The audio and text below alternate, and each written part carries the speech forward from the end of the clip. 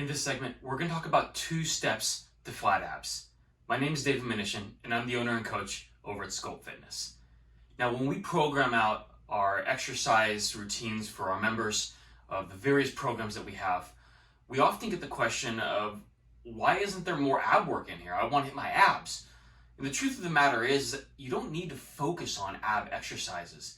In fact, by doing so, you might actually be hindering your overall progress for your ultimate goals. And so what we're going to do today is we're going to talk about the 2 main things that you want to focus on if achieving a flatter stomach and a flatter abdominal is what you are shooting for. So the number one thing that we want to cover is going to be the nutritional side. So in order to have a flat abs, you want to be able to lose the belly fat that is either sitting on top of your abs or are laying within the muscle or underneath as interabdominal fat. And so you have to master the ability to restrict your calorie intake so that your calories out are going to be more than your calories in.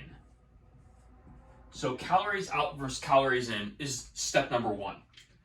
Now, to say just eat less calories than you're burning sounds really simple, but in practice there's a couple things that you can do that will help you actually implement this. So number 1 is going to be eating a diet that is rich in protein. If you're having a diet that you're having a lot of protein-rich foods, you're going to be able to feel more satiated for a longer period of time after that meal. And what that does for you is it allows you in the next meal to feel like you're not as hungry so you don't overeat in the next one. And that compounds meal to meal. And so as long as you're eating protein-rich meals throughout the day, you'll be able to control your calorie intake. The other nutrient that does this is fiber. Fiber is going to be found in a lot of foods like fruits and vegetables, as well as whole grains and legumes like beans or lentils. Now, when you eat foods that are high in fiber, and you get about 30 grams of fiber in a day, you're also going to have that beneficial effect of feeling satiated throughout the day, helping you maintain a lower calorie intake and burn more calories than you're eating. But to just say that you're eating healthier foods that have both of those nutrients in them is not quite enough. In fact, that's why we emphasize so much about having a portion-controlled diet and learning how to properly portion each meal and each plate that you put together, which is appropriate for your goals. So when you are practicing changing the actual foods that you're intaking, also remember that you can gain weight or lose weight eating the exact same foods. And if you don't portion them correctly, then you won't be losing weight over the long term. Now, in order to be able to know how to portion them correctly, you do need to know how many calories you're burning on a daily basis. So you can do that by 2 different methods. Method number 1 is by using a formula like we use called the Harris-Benedict equation, and we modify it a little bit for our specific programs of what you're going to be doing in them. And then you can also do something where it's a direct test, where we're figuring out exactly how many calories your specific body is burning by doing an RMR or a BMR test, where you actually go into a facility and they physically test you and figure out what that number is for you. And again, it's an estimation, but it's much closer with the technology that they're using. Now, that's the nutritional side. Let's talk about the exercise side, because that's step 2. So obviously, you're going to need to exercise to reduce the abdominal fat that is covering your abs. But you don't want to just do any exercises. You actually want to focus on these 2. You want to focus on the push movement as well as the pull movement.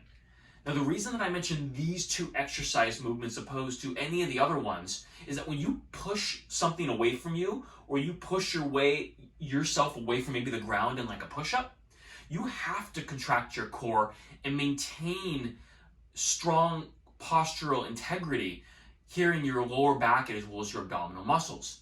So you'll notice that if you get on the ground and push yourself, you automatically start to tighten the core. The same exact thing happens when you pull weight towards you. Your core begins to contract and tighten. And so these 2 movements actually hit your core muscles and allow you to work them while still hitting the upper body muscles. Now, the reason that we do it this way rather than just having you do bicycle kicks or leg lifts or whatever it is, instead of focusing on those muscle groups or those exercises to hit the abdominal muscles, we actually have you do more basic compound movements that hit more muscle groups in the body and effectively get you better results more quickly while still targeting the flat abs that you want. See, it's not going to be any more effective just to do core exercises unless you fall into more of a subcategory group, where maybe you've had an injury that requires you to focus more on just core work before moving to these. Or maybe you're elderly and you need to be able to strengthen your core abdominal muscles before you can do a bent over row or move in these certain ways that allow you to maximize how much you're lifting. And once you've done that, if that is you, then you can move to these bigger movements where you're actually using your core to stabilize the heavier and heavier weight that you gradually increase over time. And that way, you're getting the maximum amount of results out of your program. So if flatter abs is what you're shooting for, these are the two things that you want to spend all your time and energy on to make sure that you achieve that.